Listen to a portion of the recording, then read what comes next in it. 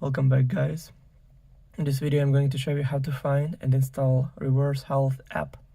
So first thing first, open App Store, click on the blue icon right here on your home screen, then make sure that you log in on your Apple ID account, then click on the search button right here, and in the search bar type in Reverse Health and go search right here. Then scroll down a little bit until you find the app. So click on that, then click Get, then Install, then confirm installation through Face ID or Touch ID or using password from your Apple ID account. So now it's all done. The app is only 44.9 megabytes. Also, all links will be in the description of this video. Hope you guys enjoy. Thank you for watching. Please like and subscribe for more. Bye.